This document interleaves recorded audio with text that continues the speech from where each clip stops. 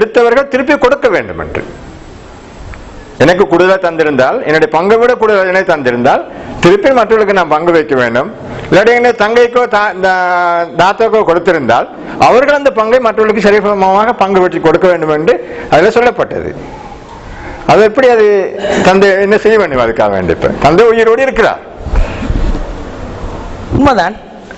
அதாவது எனக்கு ஹராமாக சொத்து வந்திருந்தா நான் அதை முடிந்த அளவு திருப்பி கொடுக்கத்தான் பார்க்கும்.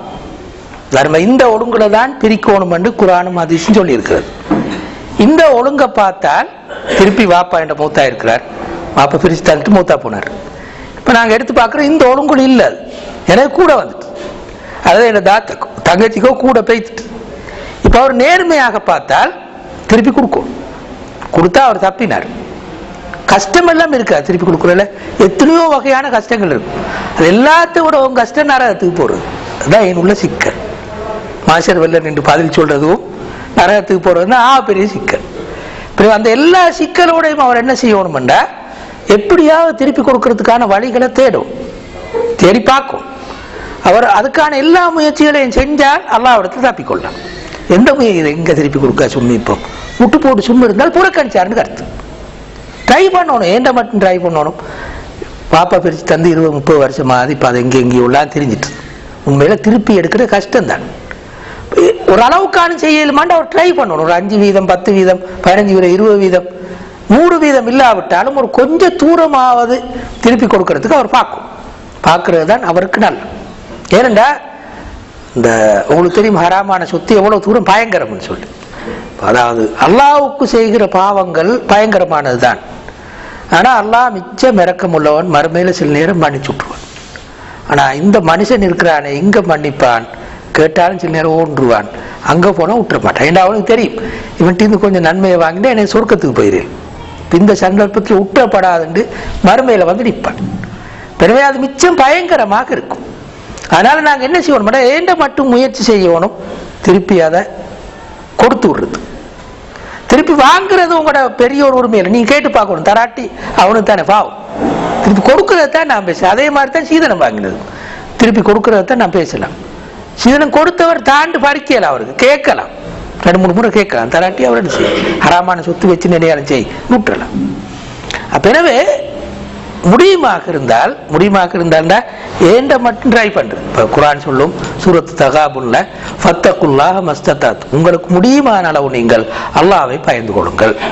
அப்பவே இப்ப சொத்து பிரிச்சு கொடுத்ததுக்கு பிறகு ஒரு ஏழையாகவும் மாறிப்பார். சில நேரம் ஒரு திருப்பி அதை கொடுக்க சொன்னால் பெரிய கஷ்டம்.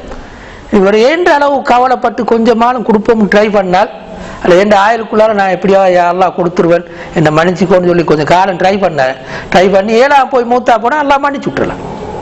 அப்படி இல்லாம ஒரு ட்ரையும் இல்லை, இதை பத்தி யோசனையே இல்லை, அப்படியே விட்டுட்டு சும்மிந்தார், அப்ப ஒரு பாவம் மாற்ற முடியும். அவருக்கு என்ன வழி? சில ஆட்கள் கொஞ்சம் கூடுதலாக எடுத்துறாங்க, சில ஆட்களுக்கு கொஞ்சம் போலே கொடுத்துட்டோம். ஆனால் வெளியில பார்த்தால் எல்லாருக்கும் சொத்து பிரிச்சுறாங்க. ஆனால் அவர மனம் நொந்து ஈக்குது. இதுக்கு பகிரங்கமான தீர்ப்பு ஏதாவது மிக்குதா, இல்லாட்டி பகிரங்கமான இது ஒரு விஷயம் மிக்குதா? இதுலதான் இதுல ஈக்கிற விஷயம். சிறுபான்மை சமூகத்தை பொறுத்தவரையில இருக்கிற ஆகப்பெரிய பிரச்சனையை தான் அவர் கேட்டுட்டு போனார்.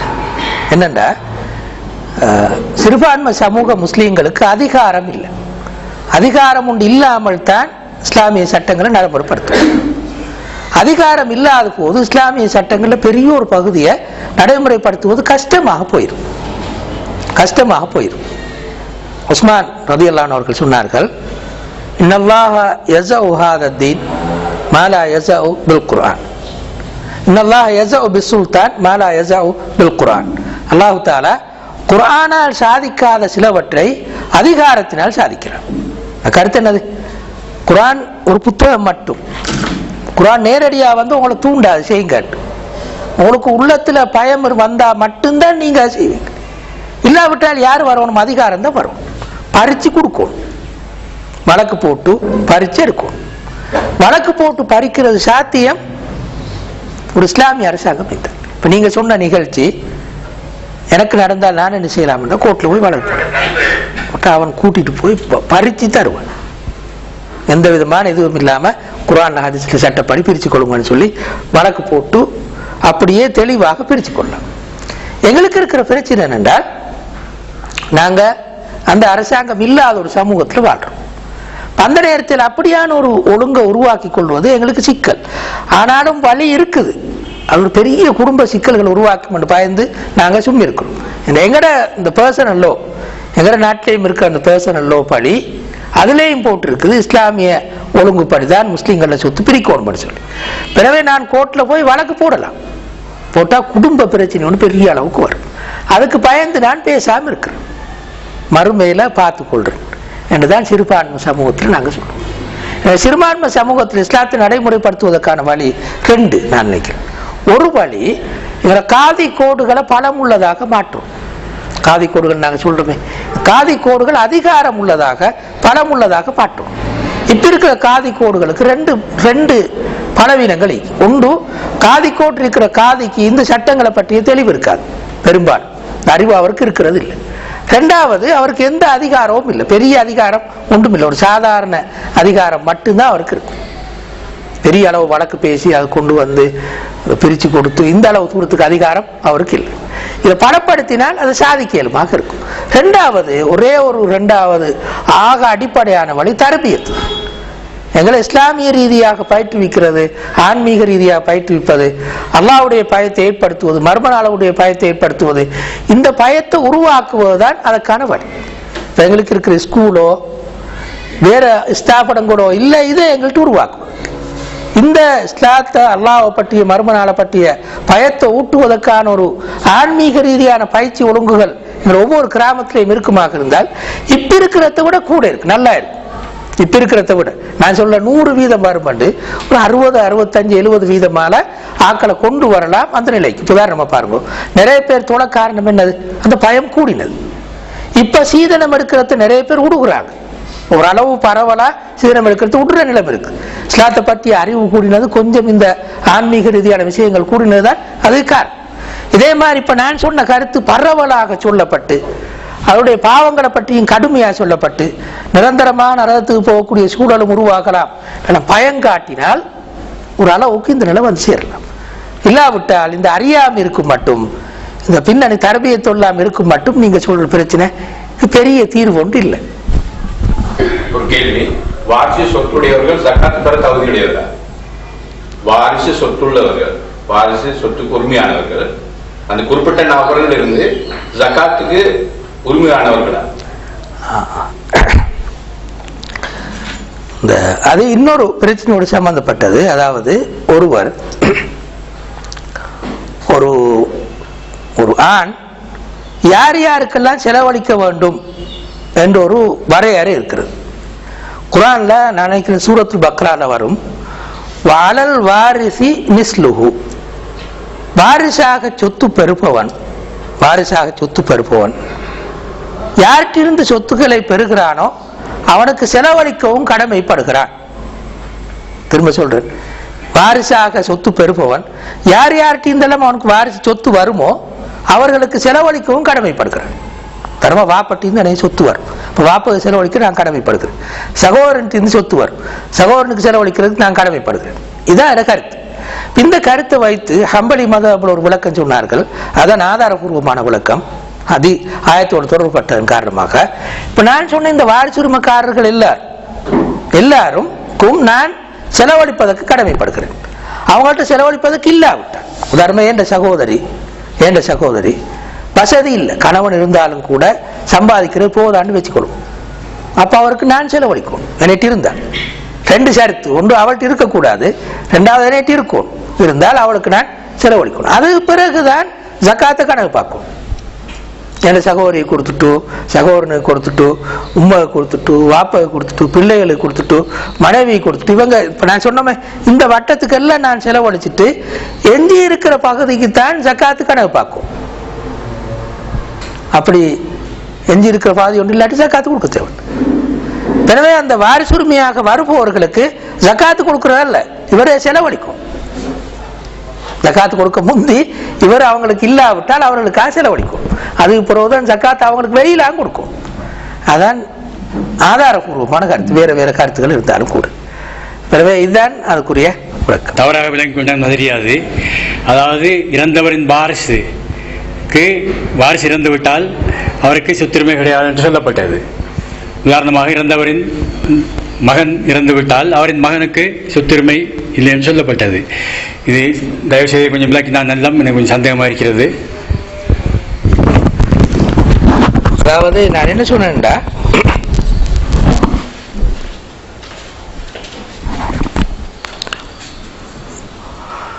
வாரிசுரிமைக்கார், அதாவது வாரிசாக சொத்தை விட்டு செல்ப இறப்பவர் அவருடைய சொத்து யாருக்கு போகும் என்ற அந்த நேரம் உயிரோடு இருக்கிற வாரிசுக்காரர்கள் உதாரணமாக வாப்ப மௌத்தார்கள், அவர பிள்ளைகளுக்கு சொத்து யாரு, எந்தெந்த பிள்ளைய சொத்து போகும்? அப்ப அவர் மௌத்தாகிற நேரம் உயிரோடு இருக்கிற அவர மகன்களுக்கு, உயிரோடு இருக்கிற மகள்களுக்கு தான் சொத்து போகும். உதாரணமா வாப்பாக்கு முந்தி ஒரு மகன் மௌத்தா போனால் இப்ப அந்த மகனுக்கு சொத்து கொடுக்குறில்ல. நான் சொன்னேன் அந்த மகன் பிள்ளைகளுக்கும் போகாது. இவங்களுக்கு இருந்தால் வேற மகன்கள் இருந்தால், வேற மகன்கள் இல்லாட்டி அவர மகன் போகும். உதாரணமாக ஒருவர் மௌத்தாகி பாப்பா மௌத்தா போறார், அவர சொத்து யாருக்கு போகும் என்றால் இந்த குறிப்பிட்ட உயிரோடு இருக்கிற மகன்களுக்கு, உயிரோடு இருக்கிற மகள்களுக்கு போகும்.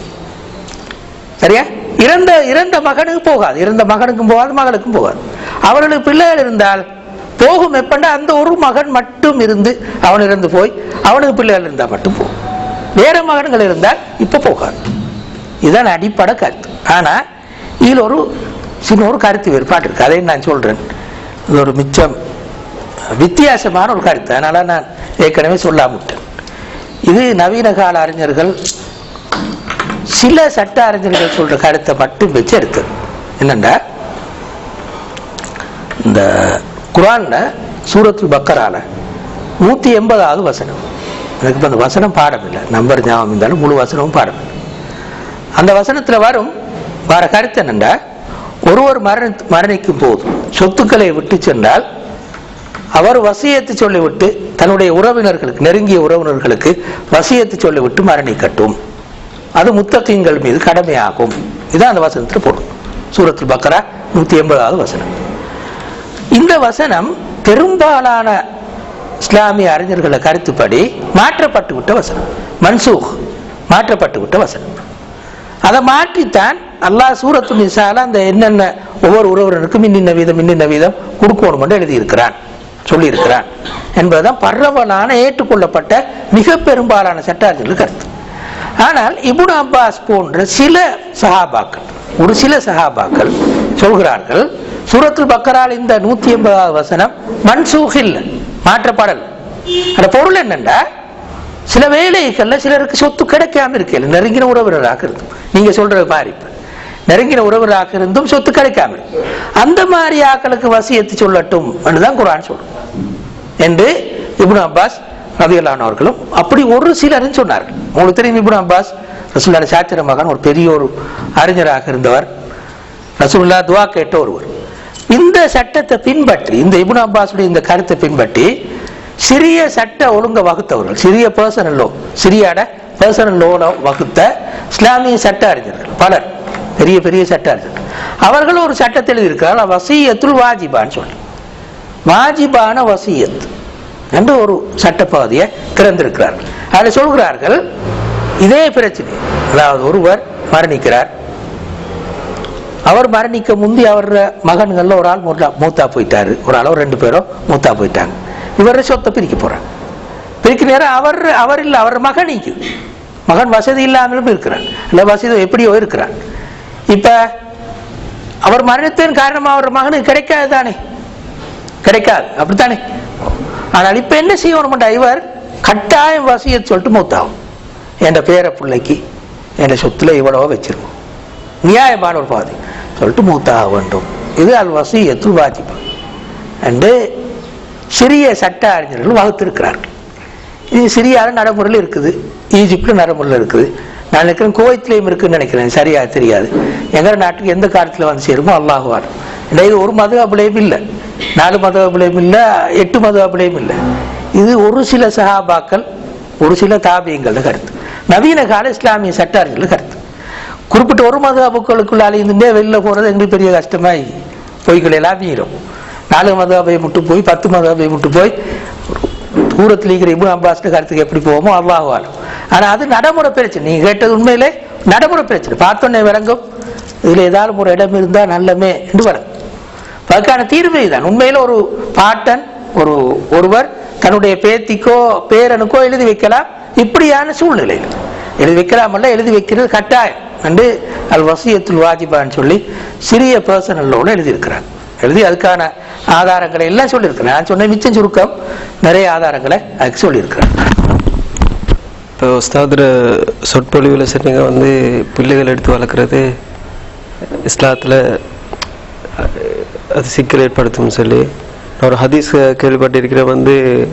வீடுகளில் சிறந்த வீடு அனாதைகளை வச்சிருக்கக்கூடியதாகவும், வீடுகளில் மோசமான வீடு அனாதைகளை வச்சு அநியாயம் பண்ணக்கூடியதாகவும் இருக்கும்னு சொல்லி.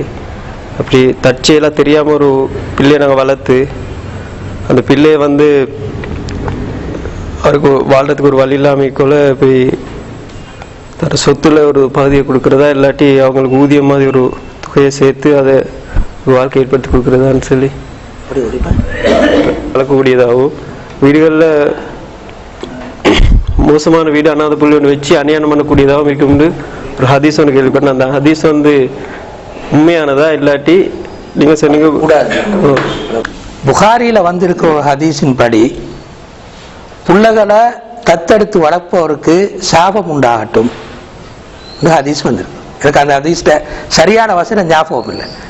அரபுல சொல்றது கஷ்டம். இப்போ நான் வேணுமெண்டா அடுத்த கிளாஸ்ல பார்த்துட்டு சொல்றேன். சாபம் செய்கிற அளவுக்கு கடுமையான ஹதீஸ்கள் இருக்கு பிள்ளைகளை எடுத்து வளர்க்குறது. அப்படி என்றால் எடுத்து வளர்ப்பதற்கான நியாயங்கள் இல்லை. இஸ்லாத்துடைய கருத்தின்படி எடுத்து வளர்ப்பதற்கான நியாயங்கள் இல்லை. இஸ்லாத்துடைய கருத்துப்படி ரசூலுல்லாஹி ஸல்லல்லாஹு அலைஹி வஸல்லம் அவங்க ஒரு பிள்ளைய மக்கால வச்சு எடுத்து வளர்த்தாங்க, ஸைத் இப்னு ஹாரிஸா. அல்லாஹ் தஆலா அதை எந்த அளவு தூரத்துக்கு தடை செஞ்சான்? பிறகு மதீனால வச்சு தான் தடை செஞ்சான். ரசூலுல்லாஹ் நபி அல்ல, நபித்துவம் இறங்குவதற்கு முன்பே எடுத்து வளர்த்தார்கள் ஸைத் இப்னு ஹாரிஸா என்ற சஹாபி. அப்ப மதீனாவுக்கு போய் எந்த அளவுக்கு அல்லாஹ் தடை செஞ்சான் என்றால், அந்த எடுத்து வளர்த்த அந்த குறிப்பிட்ட ஸைத் இப்னு ஹாரிஸா என்ற மனைவிய தலாக் சொல்ல வச்சு ரசூலுல்லாஹ் கல்யாணம் முடிக்க வச்சான். அப்பதான் மகனே அல்லன்னு விளங்கும். கட்டுமையா சொன்னது, மகண்ட வைஃபை கல்யாணம் முடிக்கலுமா? இயலதே இல்லாது ஒரு நாள் அல்லாஹ் தடை செய்யணும் கட்டுமையா. அப்ப என்ன செஞ்சான்டா, ஜெய்னப் ரலியல்லாஹு அன்ஹா அவர்களை முடிச்சிருந்தார்கள் ஸைத் இப்னு ஹாரிஸ். தலாக் சொல்ல வச்சிருந்தா நிர்பந்தமாக அல்ல, சாதாரணமாகவே தலாக் ஆயின பெண், சில காரணங்களால தலாக் ஆயின. அந்த பெண்ணே நீ கல்யாணம் முடிந்து அல்லாஹ் சொன்னான் சூரத்துல் முஜாதலால நேரடியாக. வலம்மா கதா ஸைதுன் வத்தரன் மின்ஹா ஸவஜ்னாகஹா. ஸைத் அவளோடு இருக்கிற உறவை எல்லாம் முடித்து கொண்டதன் பிறகு, அவளோடு இருக்கிற தேவையை முடித்து கொண்டதன் பிறகு, அந்த பெண்ணை நாம் உங்களுக்கு முடித்து தந்தோம், அல்லாஹ் முடித்து தந்தான்னு சொல்றான். ஸவஜ்னாகஹா, அல்லாஹ் தான் வழியாக இருந்தான் அந்த இடத்துல. அண்டு சூரத்து முஜாதலால அந்த ஆயத்து வரும். அப்ப இவ்வளவு கடுமையாக அல்லாஹ் தடை செய்திருக்கிறான்.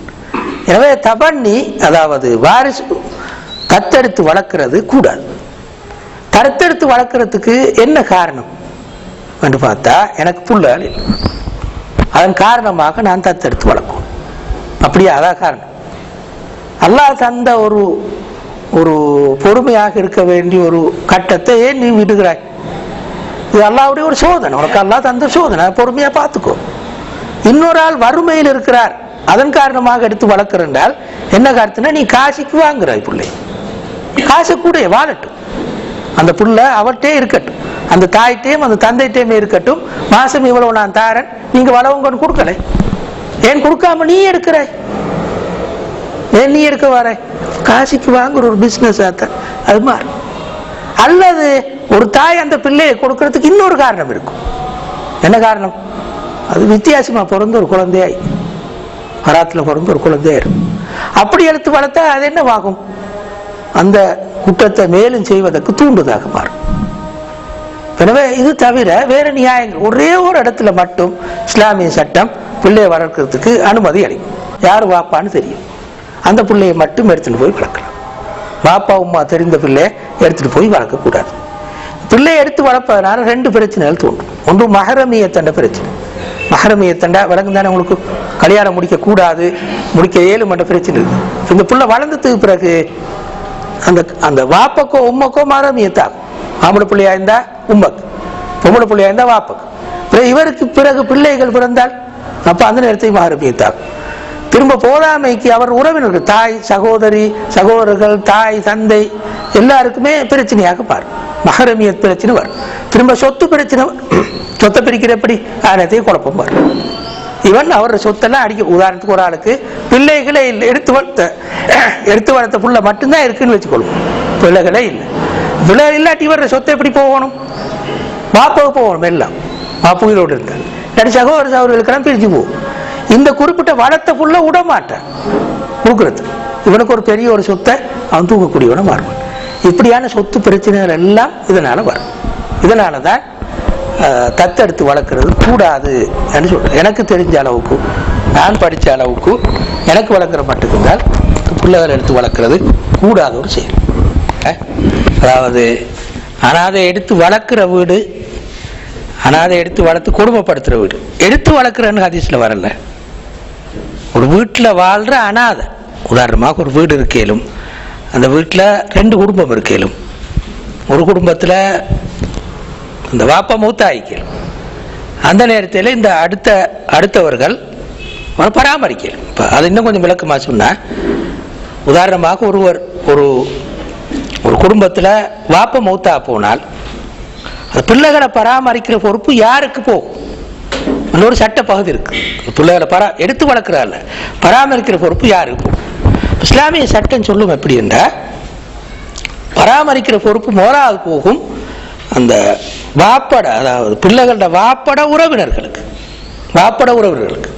அது மோலாவது உறவினர் யாருண்டா தாய் தந்தை, இறந்தவருடைய தாய் தந்தை. 2வது தாய் தந்தையுடைய சகோதரர்கள். 3வது அவருடைய சொந்த சகோதர சகோதரிகள். இப்படி போகும் அந்த பராமரிக்கிற உறவு. அந்த பிள்ளைகளுடைய உம்மக்கோ உம்மோட குடும்பத்தாருக்கோ பராமரிக்கும் எந்த பொறுப்பும் கிடையாது.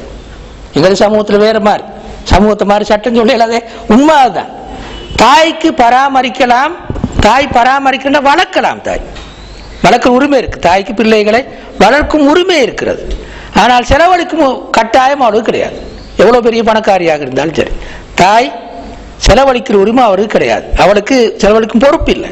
ஆனால் அந்த தாய்க்கு சொல்லலாம், என்னைட்ட பிள்ளை வளரணும் சொல்லலும், சொன்னா கொடுக்கவும் போகணும். இந்த தாய் தான் பிள்ளையை கவனமாக பார்க்கக்கூடிய ஒரு பெண். எனவே தாய் வளர்ப்பால் செலவினங்கள் எல்லாம் கொடுக்கணும். அந்த கணவன் தான் செலவினங்கள் எல்லாரையும் கொடுக்கணும்.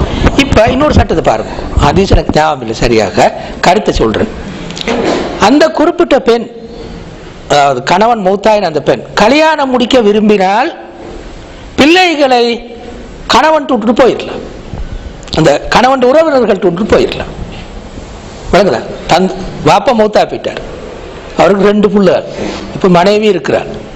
மனைவி இன்னொரு கல்யாணம் முடிக்க விரும்புறாள். என்ன சின்ன பிள்ளைன்னு வச்சு கொடுக்கும், ஒரு 25 வயசு, 2 பிள்ளைகள் கிடைச்சிட்டு. இப்ப 25 வயசுல இருந்து 2 பிள்ளைகளை வளர்க்கறதுக்காக 50 வயசா மட்டும் கல்யாணம் முடிக்காம இருக்கிறதா? அப்ப அவளை என்ன செய்யலாம்டா, இந்த பிள்ளைகளை வாப்பட குடும்பத்தோடு இந்தாங்க வச்சு கொடுங்க, வளவங்க என்ன சரி செய்யுங்க, நான் போறேன்னு போய் கல்யாணம் முடிக்கிறதுக்கு முழு உரிமையும் அவளுக்கு இருக்கிறது. இந்த அவளுக்கு பராமரிக்கிற பொறுப்பு அவளுக்கு இல்லை. இதுதான் இஸ்லாமிய சட்டம். எனவே ஒரு பெண் பிள்ளைகள் இருந்தால் கணவன் மூத்தா போனா அவள் கஷ்டப்பட்டு துன்பப்பட்டு எல்லாம் செஞ்சு வளர்க்கணும் என்றது இஸ்லாத்துடைய கருத்து அல்ல. எந்த அளவுக்கு எங்கட சமூகத்தில் இருக்குது, கணவன் பாஞ்சிருவான், மூத்தாவும் இல்லை பாஞ்சிருவான். இவன் இந்த 2 பிள்ளைகள் 5 பிள்ளைகளுக்காக குவைத்துக்கு போய்த்து சவுதியை போய்த்து சம்பாதிப்பான். என்னதுக்கு இவன் என்ன செய்யலாமன்னா, அந்த பிள்ளைகள் எல்லாம் கூட்டின்னு வைத்து கணவன் வீட்டில் விட்டுட்டு இந்த வச்சு பாருங்க சுமரிமன் போயிடலாம். போறதுக்கு எல்லாம் எந்த விதமான ஒரு விதமான குற்றமும் அவளுக்கு இல்லை. இதுதான் உண்மையான இஸ்லாமிய சட்டம். எந்த அளவுக்குன்னா, குர்ஆன் சொல்றது கணவனுக்கு தான் எல்லாமே சொல்லும். வலல் மௌலூதி லஹு ரிஸ்குஹு, யாருடைய இந்த பிள்ளை யாருக்கு சொந்தமோ அவனுக்கு தான் செலவழிப்பதற்கான உரிமை இருக்கிறது குர்ஆன் சொல்லும். கடமை இருக்கிறது, உரிமை அல்ல, கடமை இருக்கிறதுன்னு குர்ஆன் சொல்லும். எனவே பெண்ணுக்கு எந்த உரிமையும் இல்லை, எந்த கடமையும் இல்லை செலவழிப்பதற்கு. அவள் சவுதி போயோ வேற எங்கேயோ சம்பாரிச்சோ செலவழிக்க உரிமை இல்லை, செலவழிக்கிற கடமை இல்லை. ஆனா நல்ல குணத்தோட நல்ல இதோட பண்போட செஞ்சால் அவளுக்கு நன்மை கிடைக்கும் நிறைய, அதுல சந்தேகம் இல்லை. நான் சொல்ல வாரேன்டா அவளுக்கு கடமை இல்லை, இவ்வளவு தூரம் துன்பப்பட்டு செலவழிக்க வேண்டிய கடமை அவளுக்கு இல்லை. அப்ப என்ன செய்யணும்டா, அதைத்தான் நீங்க சொன்ன அந்த ஹதீஸ் குறிக்கும். எடுத்து வளர்க்கறதல்ல, அந்த குறிப்பிட்ட குடும்பத்துக்குள்ளால் இருக்கும் அநாத பிள்ளை ஒரே வீட்டில் இருக்கும், பக்கத்து வீட்டில் இருக்கும், அப்படி எல்லாம் இருக்கும். தன் உறவுக்காரனாக இருக்கும், தன் உறவுக்காரனாக இருக்கும். இப்ப ஏண்ட தம்பி நானா இப்படி யாராவது மூத்தா போய் அவங்களோட பிள்ளைகள் யாரும் இருந்தால் அந்த பிள்ளைகளுக்கு செலவழிக்கிறது ஏண்ட கடமை, சுண்ணத்தல்ல ஏண்ட கடமை. அப்ப அந்த கடமையை நான் நிறைவேற்றுவது தான் ரசூலுல்லாஹி ஸல்லல்லாஹு அலைஹி வஸல்லம் அப்படி சொன்னாங்க. ஆனா வகாஃபிருல் யதீமி ஃபில் ஜன்னதி ஹாகதா, நானும் அனாதை பிள்ளையை பராமரிப்பவனும் சொர்க்கத்தில் இப்படி இப்படி இருப்போம், ரெண்டு பேர்லையும் சேர்த்து காட்டினார். அதான் கருத்து, எடுத்து வைக்கிறேன்னு கருத்தால். அப்ப எனவே இந்த அனாதைகள் பராமரிப்பது அனாதையோட இந்த ஒழுங்குல தான், நான் இப்ப சொன்ன இந்த ஒழுங்குல தான் அதுவும் வரும். மனைவிக்கு பராமரிக்கிற பொறுப்பு இல்லை, வளர்க்கிற பொறுப்பு மட்டும்தான் அவளுக்கு இருக்கு. வளர்க்கிற பொறுப்பும் அவள் கல்யாணம் முடிக்க மாட்டோம், இன்னொரு கல்யாணம் முடிக்க மாட்டோம். இன்னொரு கல்யாணம் முடிச்ச நேரம் அந்த கணவன் சொன்னால் பரவாயில்ல, ரெண்டு பிள்ளையோட நீரி பிரச்சனை இல்லைன்னு சொன்னா பிரச்சனை இல்லை. அந்த கணவன் சொல்றான் பிள்ளை விட்டுட்டு வந்தாத்தான் நான் கல்யாணம் முடிப்பேன். இப்ப இவள் என்ன செய்யலாம், விட்டுட்டு போயிடலாம். விட்டுட்டு போறது அவளுக்கு அவளுடைய உரிமை, கடமை அல்ல உரிமை. விட்டுட்டு போனால் யாரும் அவளை குற்றம் சொல்லல, அரசாங்கம் குற்றம் சொல்லாது, இஸ்லாமிய சட்டமும் குற்றம் சொல்லாது.